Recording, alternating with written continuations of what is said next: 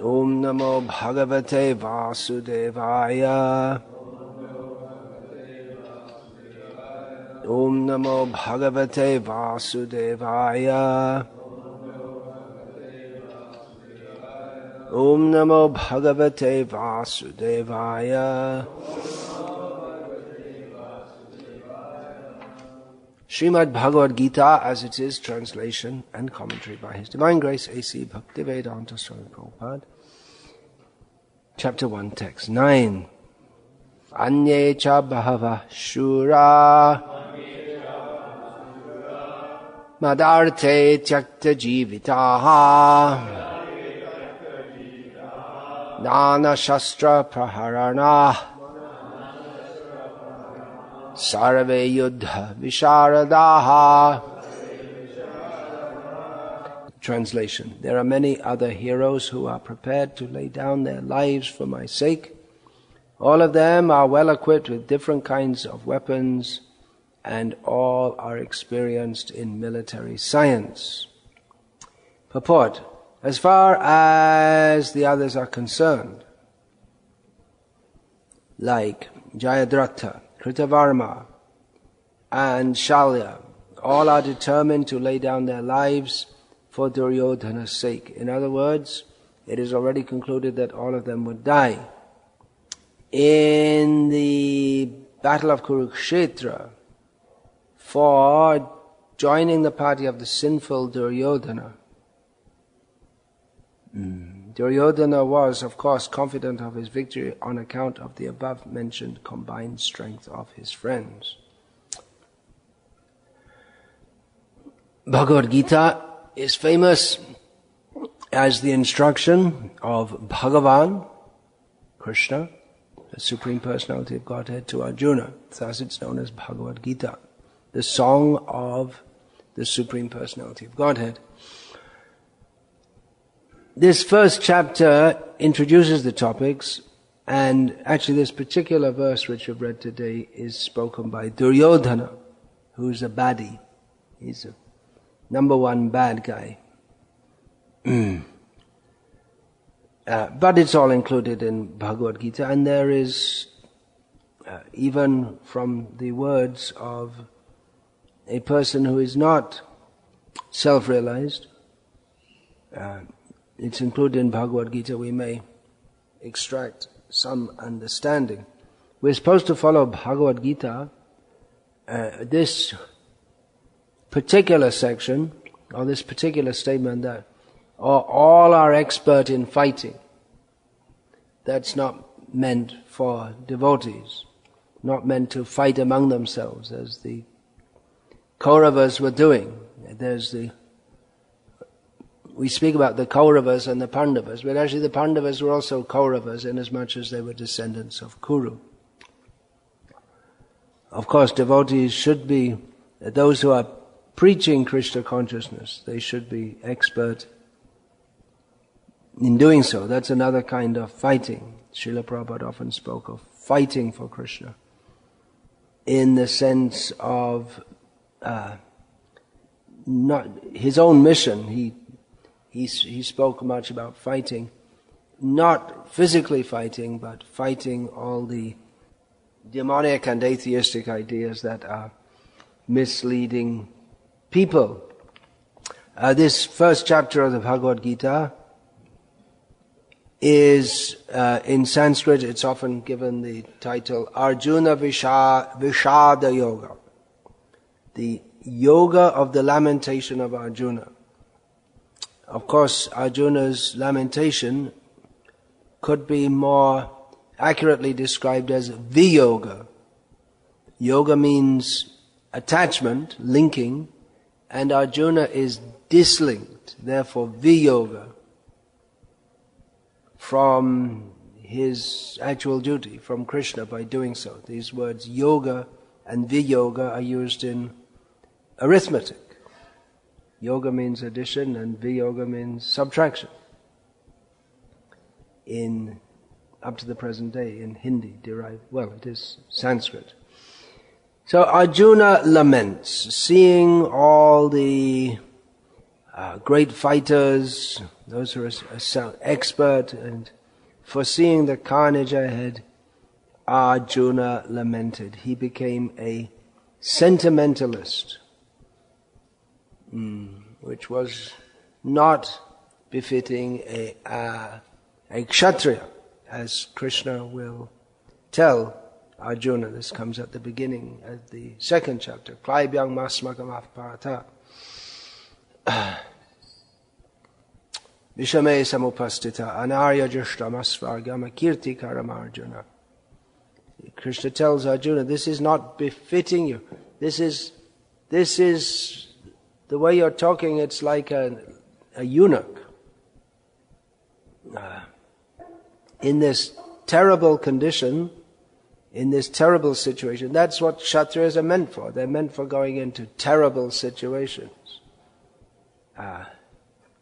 So Krishna chastised Arjuna as being anarya, someone who is not interested in the higher values of life. So this lamentation of Arjuna, that is on the platform of a Shudra. One definition of a Shudra is Shochati iti Shudra. One who laments. Sochati Shudra. One who laments is a Shudra. It means he has no philosophical understanding of the nature of reality. He thinks that his life is meant for sense gratification, and if he's thwarted in his sense gratification, which inevitably he will be, because that is the nature of this material world, this is something lamentable, and therefore he laments. So Krishna chastised Arjuna for sinking to the level of a Shudra. Of course, that's in Bhagavad-gita chapter 1. And the rest of the Bhagavad-gita is Krishna giving knowledge to Arjuna and straightening him out, clearing his misconceptions. Now, persons who for the first time are exposed, either by reading or hearing, the first chapter of Bhagavad-gita, would probably think that Arjuna has got a very good case. Why should he fight with his relatives? Why should he cause women to be unprotected by the slaughter of so many kshatriyas? Arjuna, he was lamenting. And most readers, having not heard Krishna's, what at first might seem shocking admonition of Arjuna, would sympathize with Arjuna. Seems like what he's saying is right. But as Krishna will point out to Arjuna, Arjuna was on the platform of ignorance of his actual duty, on the platform of being a spirit soul and an eternal servant of Krishna, and meant to act according to the will of Krishna. Arjuna was in ignorance of this. Therefore, he was on the platform of lamentation, or the sentimental platform.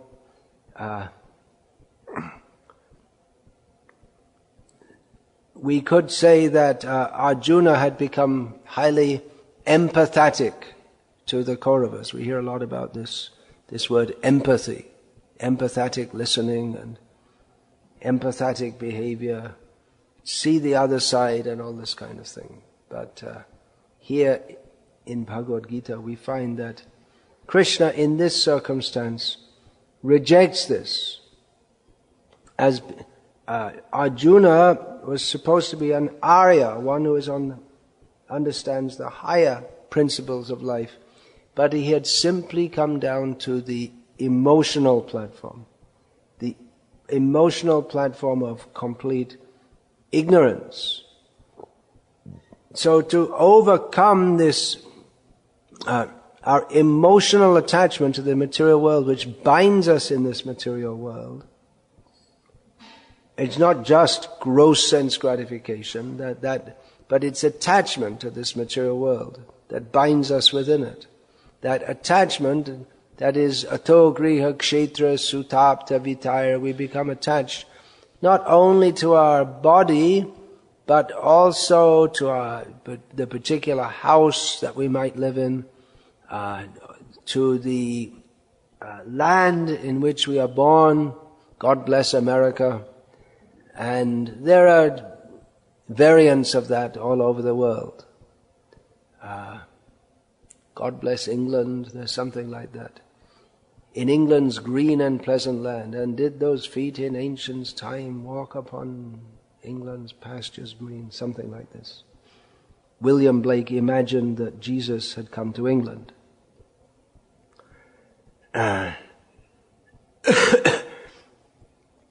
So this, the land we're born in, Ato Griha Kshetra, to our children, to our relatives and friends, to our money, these material attachments, we become emotionally attached to them. Just like if a person learns that he had $1 million and then all his stocks became evaporated. He had $1 million in stocks and became evaporated overnight. He'd become very upset. Why? It's just what is the nature of that? It's just something typed in a computer. And he had previously, when he had the $1 million worth of stocks, he had the potential to withdraw that and spend it. Now if the $1 million is reduced to $2 overnight, then he doesn't have the same potential. But what did he lose actually? It's not something that he was utilizing, it's just the idea, the attachment to the idea that I can enjoy. Or if someone has gold, are you allowed to keep gold in this country? Is it legal to stock gold? It is. Okay, I'm just asking because in merry old England, where I come from, it's illegal to have more than one coin of gold. I guess you'd have a wedding ring also. So if you have a chest full of gold bars and someone steals it, they may feel very upset. But what did you lose actually? What can you do with it? I mean, what do you want to do? Eat it, suck it, lick it, put it on your head? What can you do actually with God? Well, that's the idea that you can. It's potential money, but as long as you're not using it, then what have you got? What is the actual use of it? It's simply emotional attachment to the idea that I am a rich man because I have a chest full of gold bars. So it's emotional attachment to an imagination. And someone becomes very upset if he loses that. So just as Arjuna was very upset at the prospect of losing his fellow fighters, the people he knew, his cousins, friends, sons, inasmuch as persons like Lakshman, the son of Duryodhana, his nephew was on the platform of a son, his gurus and elders. But as Krishna will point out, anyway you're going to lose that anyway, because they're all going to die, you're all going to die, these bodies are going to die, so you won't remain in this situation anyway. Or if you take it around the other way, no one's going to die, because everyone's a spirit soul. So if you think in terms of the body, you can't stop losing it. You can't stop losing the particular personalities who we identify with those bodies. And if we think in terms of the soul, then we're never going to lose them. They're never going to be killed. So either way, it doesn't make any sense to lament. This will be explained by Krishna. And Arjuna will eventually submit to Krishna. Nashto moha smritya labdha tvat prasadan mayachuta stitosmi gata sandeha kurshe vachanam tava. Arjuna says to Krishna that by your mercy, Achyuta, you who never fall into Maya like me, by your mercy, all my doubts have been dispelled and my illusion is destroyed. Now I'm fixed in my proper situation and I'm prepared to follow your order. So this Bhagavad-gita, we're supposed to go beyond the first chapter and not remain in first chapter consciousness, simply lamenting, oh, my friends, oh my country, are lamenting for anything on the material platform. We're supposed to come to the spiritual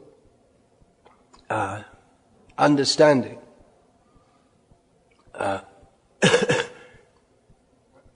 In the present time, the 2000 and what do we call this decade? The 2000 and teens?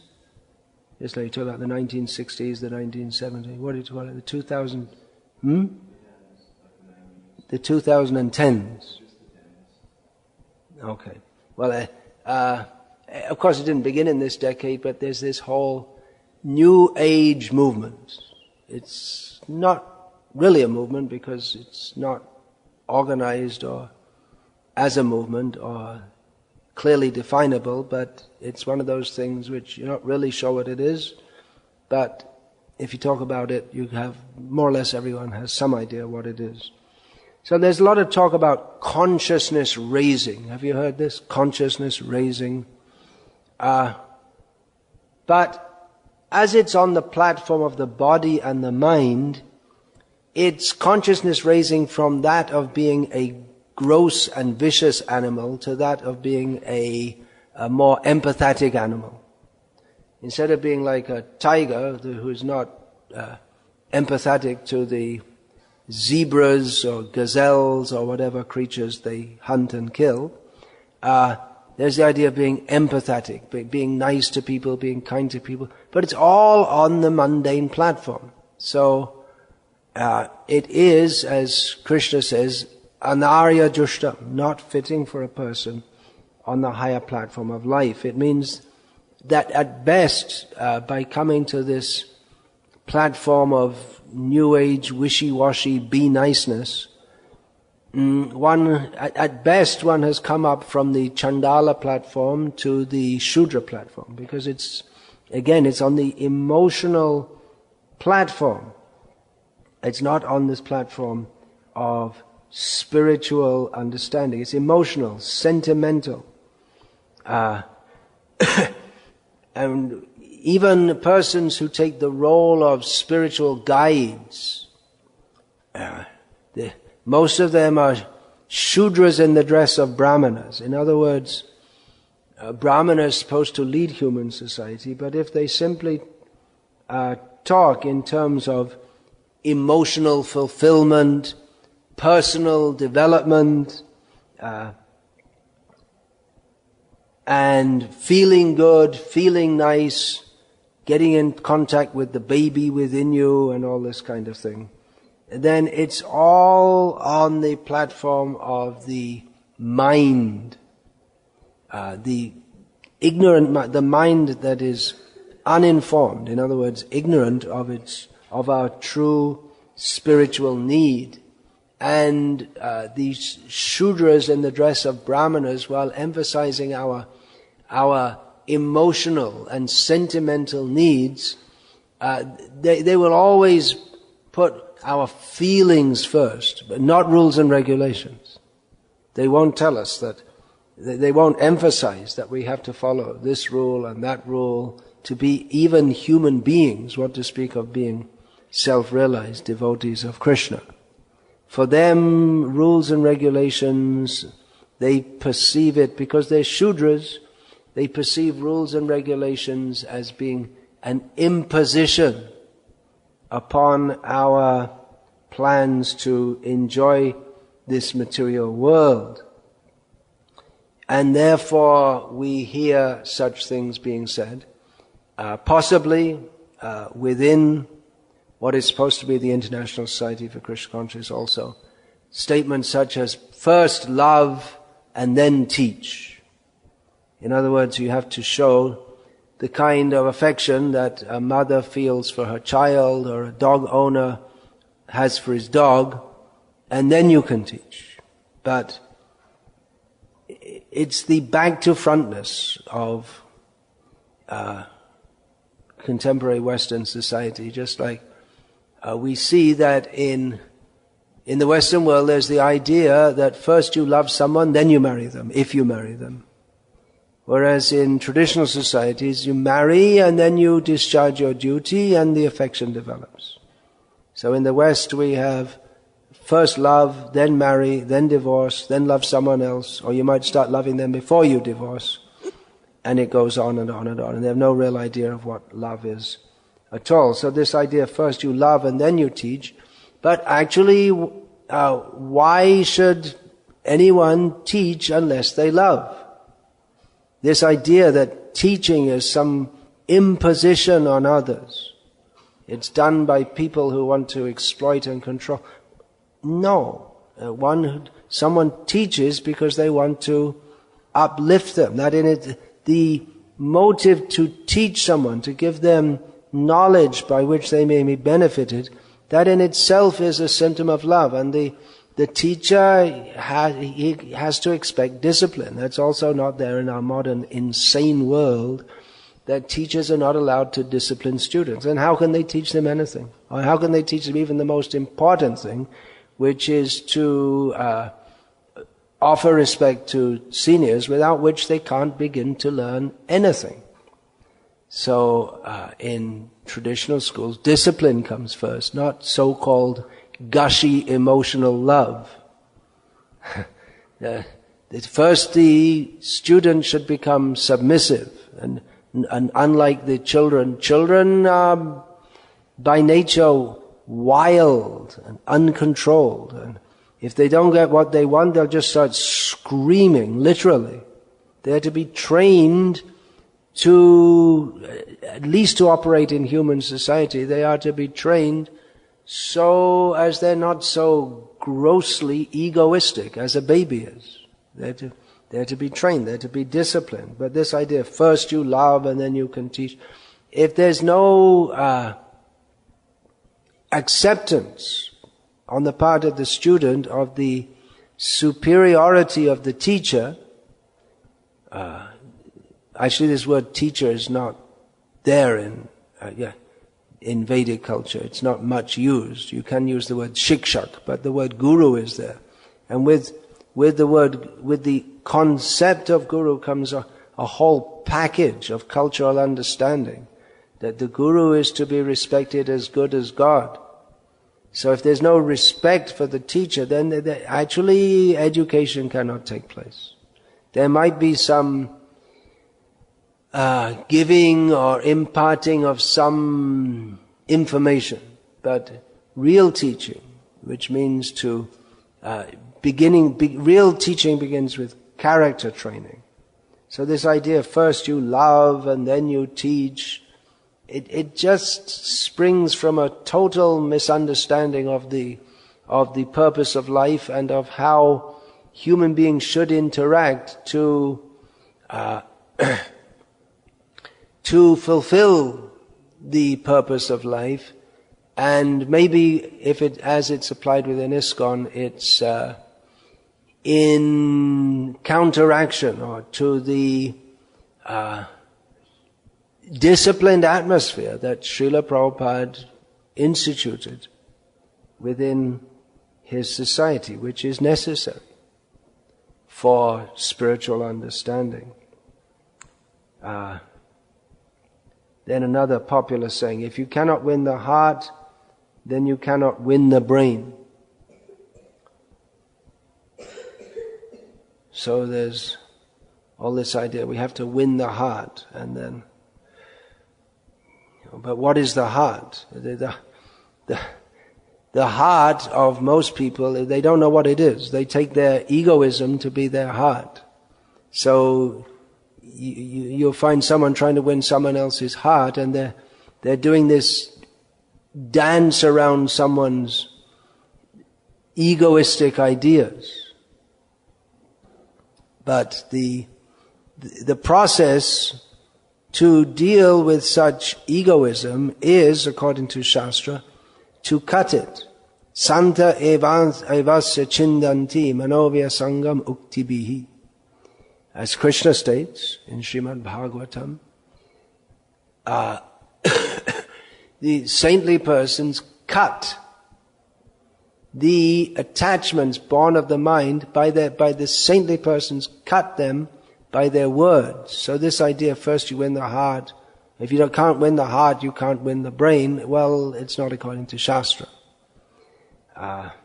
It may appeal to our egoism, but it's not according to Shastra. And it promotes this kind of superficial dealings in which everyone's just all nice to each other.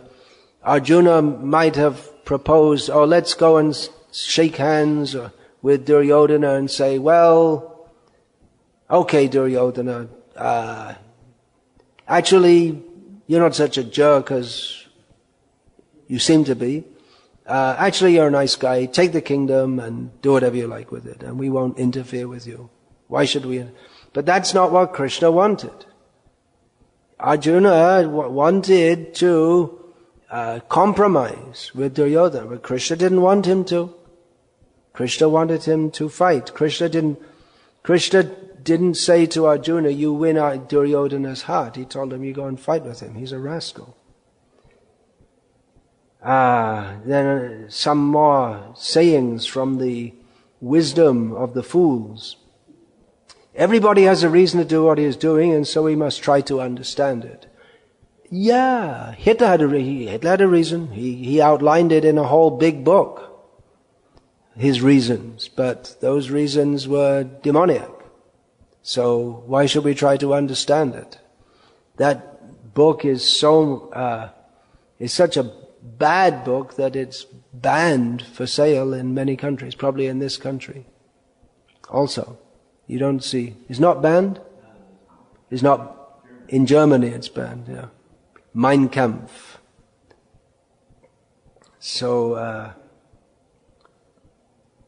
it's all based on the idea that Jews are the problem. Therefore the solution is, well, get rid of the problem, literally. That's a major theme of that book, which I haven't read, but so we're told. Don't be judgmental.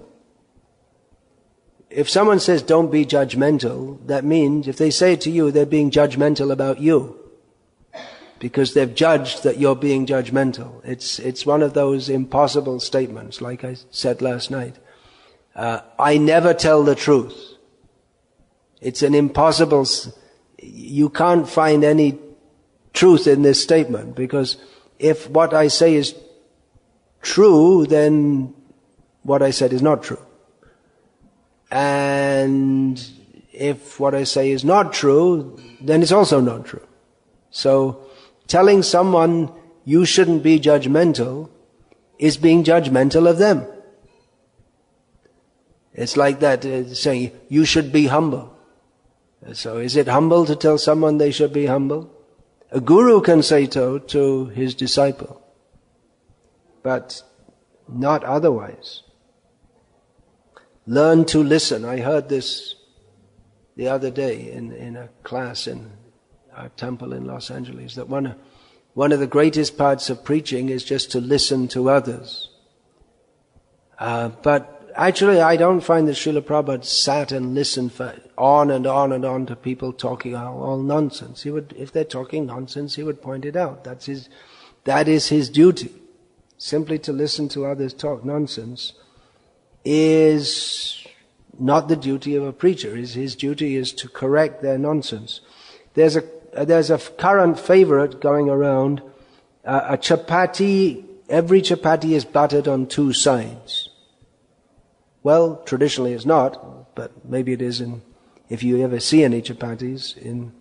But the idea is that there are two sides to every story, which may be true. And actually, generally which is quite often, people come to me and complain about someone else or some situation, I tend to reserve judgment until I don't like to make judgment until I've heard the other side of the story. But it's not a shastric truth.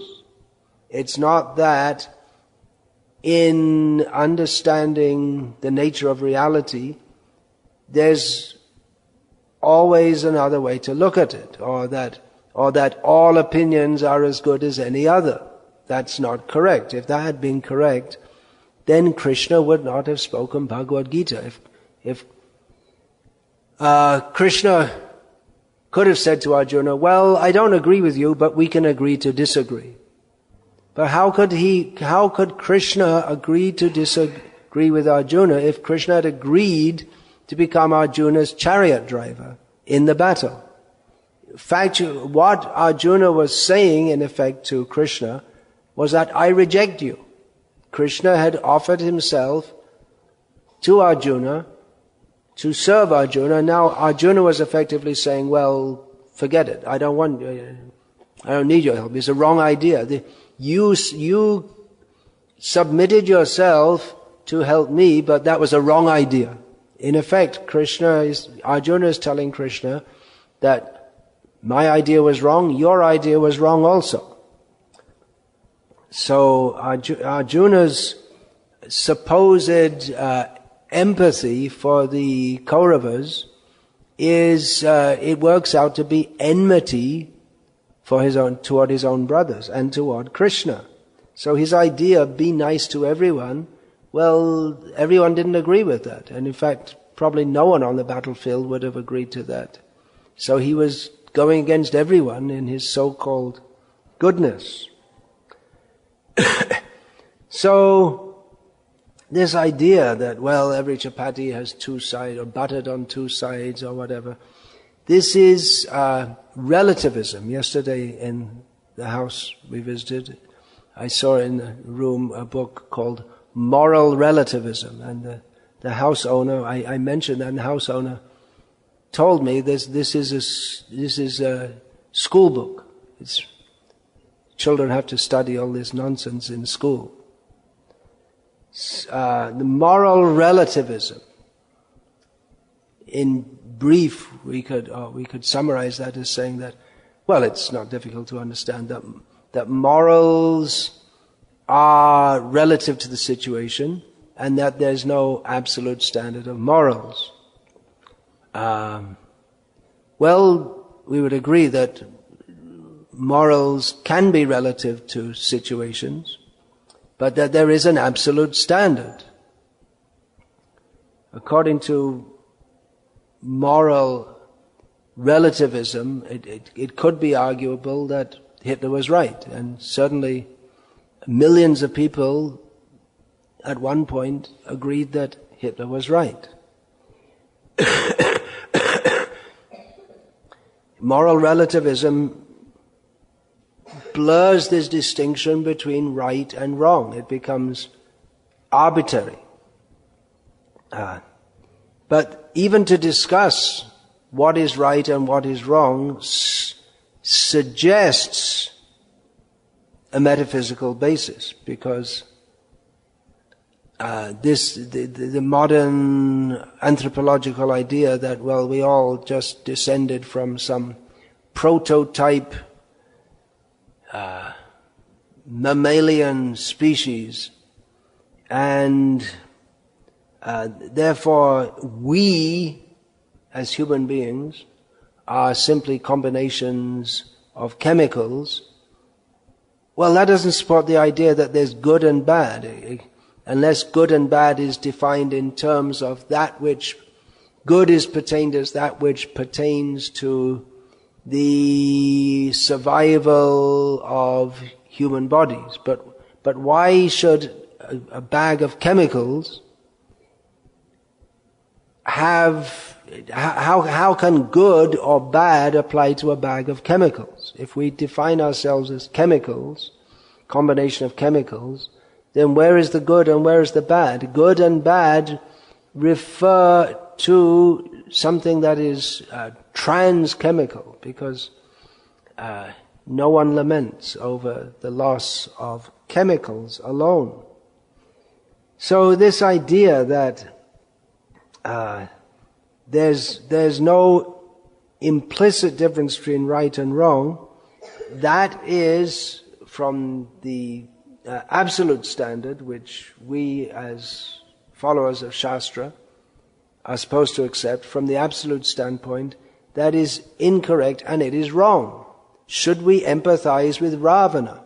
Should Rama have gone to Ravana and had some peace talks and made some deal? Well, You keep her 6 months, I'll keep her 6 months. Something like this. No. Ravana was absolutely 100% wrong. And Rama is absolutely 100% right. And Rama going to Lanka and killing Ravana was absolutely the right thing to do. This Rama, he did not set the example, a bad example to us of, in a case where someone is clearly wrong, that you empathetically listen to him, or you try to understand his reason. Or poor Ravana, maybe he had child abuse in his childhood, and therefore he's misbehaving now. We send him for some psychotherapy and have someone hypnotize him and get him all straightened out. But Rama did the right thing by going and giving Ravana proper punishment. There are people up to the present day who, well, that's a fairly recent thing that came up with this so-called Dravidian movement, who say that actually Ravana was good and Rama was bad.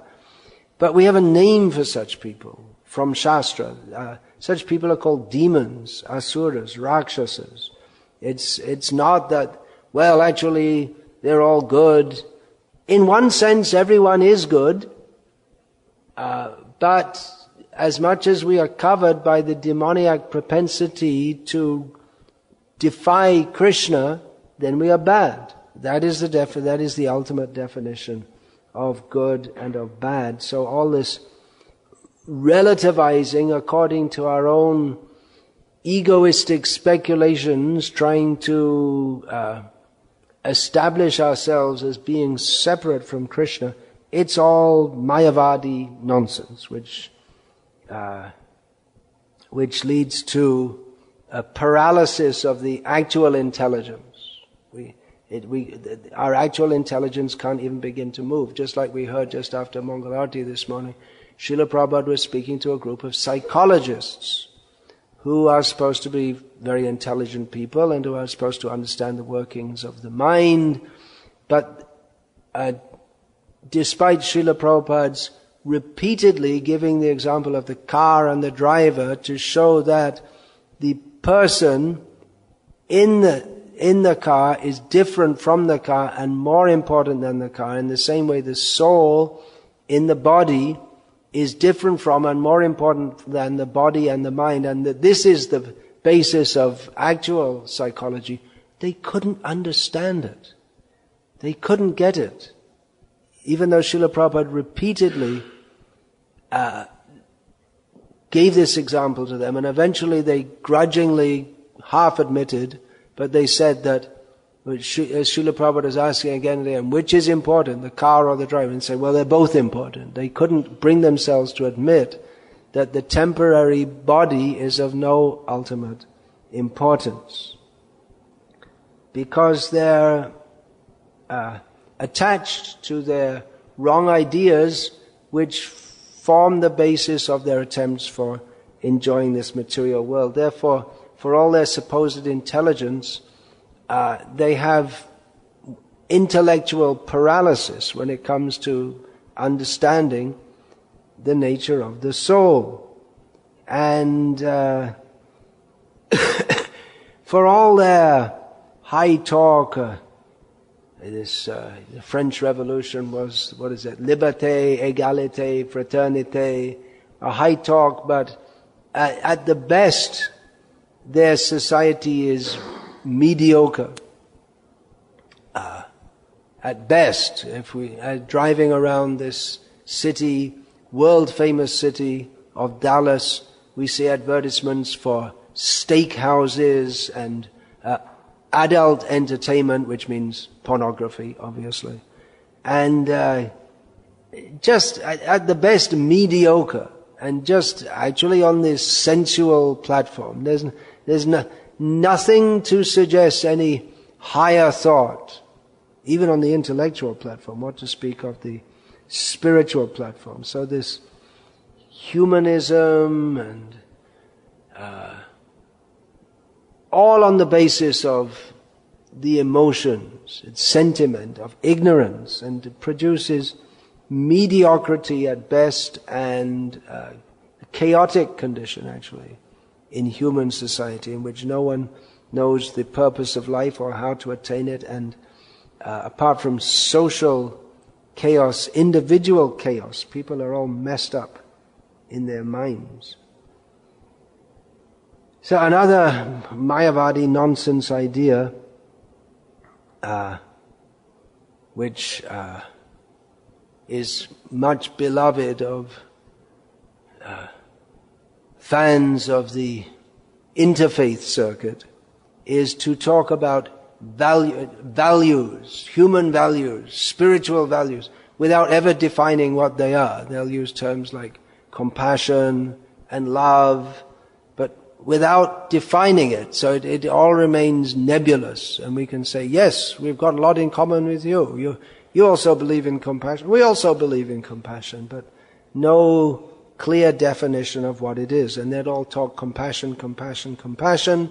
Then they'll have their lunch break, and probably at interfaith meetings they don't serve beef or pork, because Hindus and in the past Buddhists also are not supposed to eat beef, and Muslims are not supposed to eat pork, so they probably serve chicken and mutton. In India, mutton means goat's meat, but in this part of the world it means sheep's meat, is it not?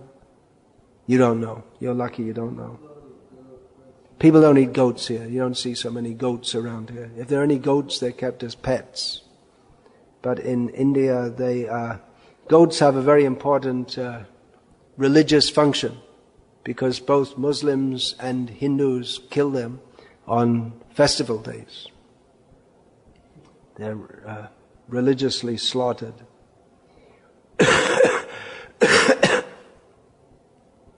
So to talk about values, I just like to talk about compassion, and then without even thinking about it, to kill animals which have been slaughtered without any compassion, unless you include hanging them upside down and slitting their throats so that all the blood comes out of them as compassion. That's a religious way of, supposedly religious way of killing them. Or talking about peace. There's some supposedly great Buddhist leader who goes all over the world talking about peace, and he eats lots of meat every day. So this vague idea of being good, like Arjuna, he had some vague idea of being good without understanding what is the meaning of being good. It makes us all feel very nice. Arjuna must have thought, I'm being very good, I'm being very nice. But Krishna told him that he's a fool and a rascal, because Arjuna had not come to the point of understanding what it means to be good. What it means to be good is to follow Krishna's order, by doing which actual good can accrue to the world. By following our own ideas of what is good, we simply make a big mess in the world. And the evidence of that is planet Earth in the year 2014. So this vague idea of being good, or that religion gives us moral values, but the moral values are increasingly defined by moral relativism instead of by Shastra. There's no absolute standard. Or the moral values supposedly derived from Scripture are adjusted according to the prevailing moral values of the broader society. So atheists, they say, well, anyway, you don't need religion to be good. You can be good without religion. But if we don't have a fixed understanding of what is good and what is not good, then what do we need religion for? If religion doesn't give us a clear understanding of what we should do and what we should not do, then we come to the platform, pravriting cha nivriting cha janana vidura suraha.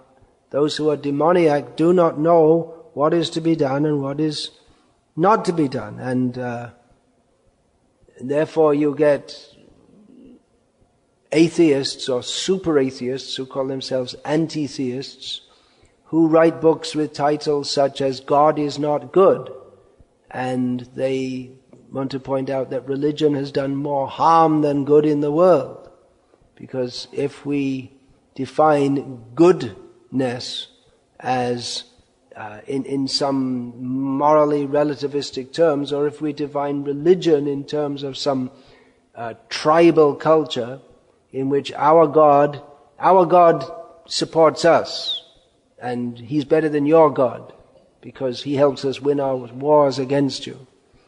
This kind of understanding or misunderstanding, this will cause chaos in the world. Therefore, Krishna taught Arjuna to understand what is the nature of reality.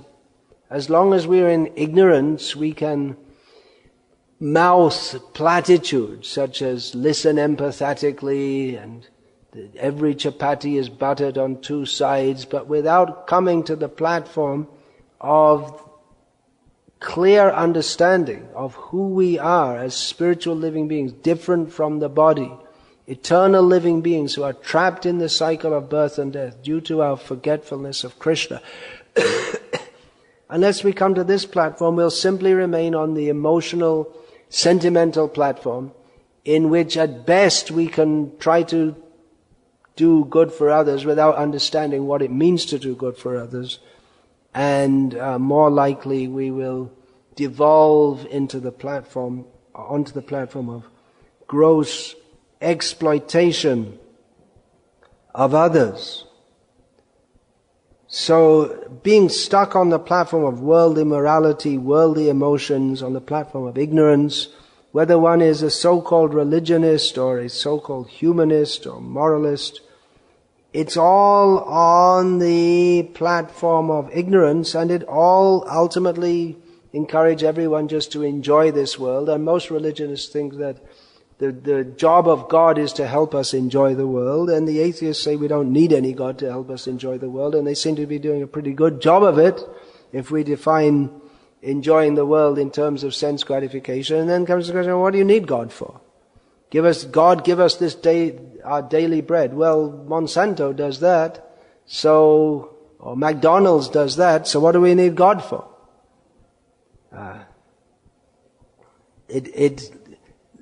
So-called theism without clear understanding of tattva, or the nature of reality, it must devolve into hypocrisy, fanaticism, sentimentalism, exploitation, immorality, and ultimately atheism.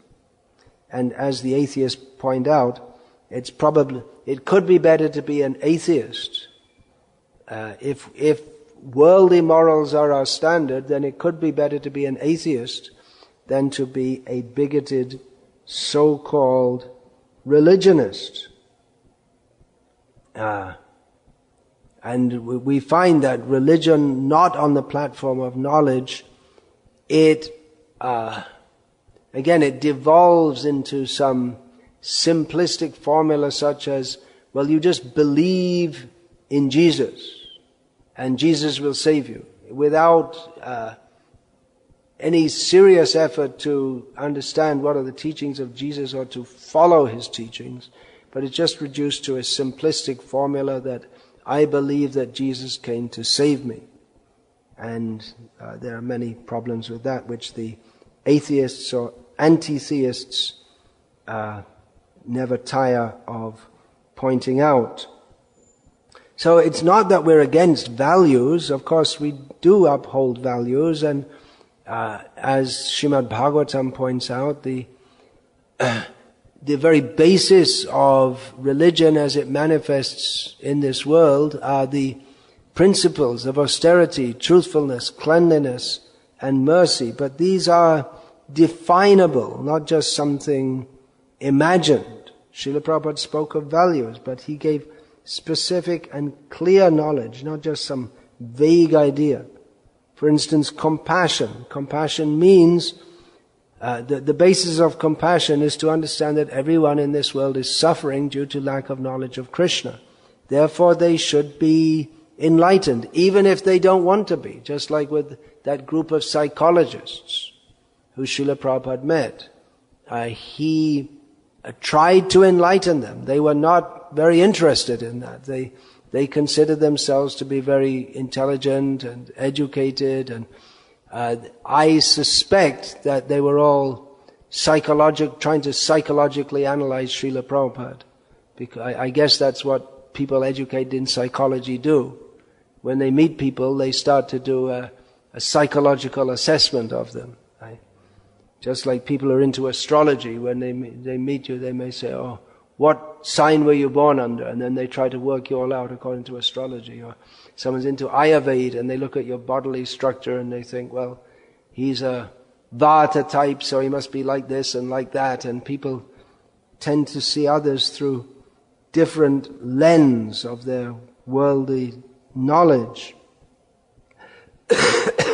So Srila Prabhupada suddenly spoke about values, but in a very clear way, not in a vague manner which leaves it open for the individual to define. This is the whole point, that everything is to be defined and understood from Shastra, and specifically all values, they derive from dharma. It's an important term which Arjuna invoked to support his proposition not to fight, but Krishna later in this Bhagavad-gita will give Arjuna a proper understanding of dharma. Arjuna had misunderstood the principles of dharma. Unlike the idea of morally relative values, dharma is not arbitrary. It's multifaceted because this world is very complex, but it's not arbitrary. It's all defined according to Shastra. There are rules. There are specific rules. And they're given by the supreme controller. Dharmang tu sakshat bhagavat pranitam. The rules of dharma are given by Bhagavan himself. It's not something that we can imagine or invent. Of course, we can do, and we can invent certain values, but then we can say that, well, we believe that contraception is very good, because then you don't have unwanted children. But that's not according to Shastra, that's not according to Dharma. That's sinful. That's just an example. So Dharma doesn't give some sentimental, it's quite distinct from the sentimental and misguided ideas which are always subject to be changed according to the values of the society, which are, the values are always changing. And actually in the morally relativistic world, from the standpoint of Shastric morality, it's continually degrading. What they consider to be moral is it's always degrading, such that what was previously considered immoral becomes considered moral, because they have no fixed standard. And we can see that in the Western world there was a time when it was widely considered that contraception was something wrong, but later on the very churches that opposed contraception came to support it. And the same is true of abortion, although here in America is probably the only country in which there's a long-standing opposition to abortion. But it's widely accepted as being acceptable, whereas there was a time in Western society when there was a widespread, practically universal revulsion against it, and there are many other examples.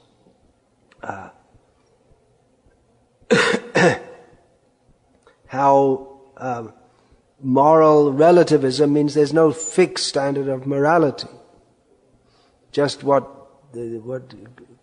group consensus, what people consider to be right.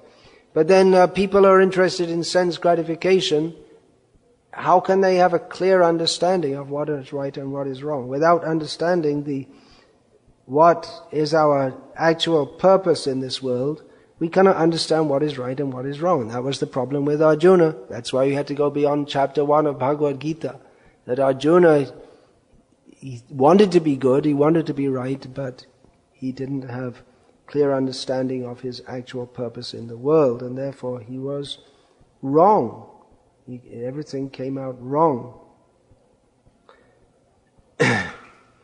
So the rules have to be given by God. Otherwise, we find, for instance, there are so many examples, but one example is that Srila Prabhupada often pointed out that in the modern Western world, they lavish affection on dogs and kill by the millions cows. It's a distorted society in which the dog, which has some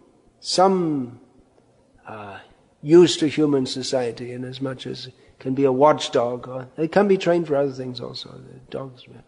But most people just keep a dog because they find it much easier to make a friendship with a dog than with human beings. But that's an aberration in human society, because people don't get on with each other. They prefer that the dog comes and licks them, and they feel very happy. But in the meantime, the cows are being slaughtered by the millions. So that is, even from the morally relativistic point of view, if we consider that cows are just some animal and dogs are just some animal, then why be so kind to dogs and why so cruel to cows? Where's the logic in that? So we should go beyond the first chapter of Bhagavad-gita and not lament with Arjuna, but become enlightened by Krishna. And we'll understand what an uncompromising message Krishna gave to Arjuna. He didn't want Arjuna to remain in ignorance. And actually Arjuna, who is lamenting being on the platform of his sentimental so-called values, by the end of the Bhagavad-gita, he was in good spirit.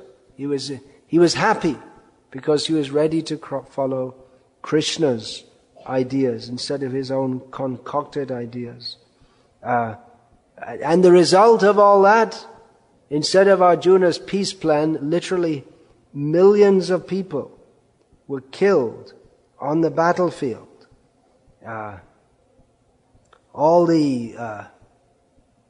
We should send all the people who are going to peace conferences and tell them about the battle of Kurukshetra. Well, they probably wouldn't be able to appreciate it. It was a terrible war. At one point, there was so much blood being spattered all around it, mixed with all the dust and precipitated, and there was a rain of blood. Well, that's what war is like. It's not pleasant, but it is sometimes required. Such ghastliness is required because people are rejecting Krishna. Pools of blood condensed or evaporated, and then and it came down as rain of blood while all the people were fighting. So we find also that when Srila Prabhupada was preaching in America, the Vietnam War was going on. And the young people who are coming to Srila Prabhupada presumed that Srila Prabhupada would be against the Vietnam War. But Srila Prabhupada said, well, it's part of life in this material world. That you voted in the government, and now if the government tells you to go and fight, how can you protest? Srila Prabhupada wasn't against the war per se. He was teaching Bhagavad-gita, which was Krishna's admonition to Arjuna to go and fight in a war. So that was a good analogy for him to teach the teachings of Bhagavad-gita, that one has to follow higher authority. So One reason so many young people came to Srila Prabhupada was because they were disaffected with the materialistic society in which they were living. But on that principle of although the Vietnam War was undoubtedly a demoniac war, fought between two parties of demons, but Srila Prabhupada upheld that, well, it's your country, you take benefit from the country, so if the country calls you to fight, then how can you protest? He wasn't against it per se, which shocked many of the people coming to listen to him. So the point here is that this relativistic morality, that can never actually benefit us, and it was to save Arjuna from that Krishna spoke Bhagavad-gita and gave Arjuna a clear understanding of reality as it is. It may seem very harsh to us, but actually the alternative, the repeated birth and death in this material world, is extremely harsh. So there are a few thoughts about that, and if there are any questions now, please ask, or comments. Can you clarify what you're saying regarding contraception and unwanted children? Is it really better to have lots of unwanted children than it is to use contraception? Is it better to have lots of unwanted children than to use contraception? It's something like asking, is it better to smash someone on the head with an iron bar or with a gold bar? The question is yeah, neither are good alternatives. Both are sinful. Human life means there should be sense control. Without sense control, it's animal life. So if we think, I'll live like an animal, but I'll use contraceptives to stop producing more animals, that also amounts to, according to Shastra, that's one kind of murder, because it prevents the chance for the living being to take human body. It's equated with abortion as being on the same level. Bhru-hatya is the technical term. It means murder of the embryo. So according to Shastra, if somebody's being sexually overindulgent, it's still better to have unwanted children than it is to use contraception. Well, again, it's if you're going to be sinful, which is the better way to be sinful? It's not really the right question to ask. I think it would be better to carry the bigger burden on yourself.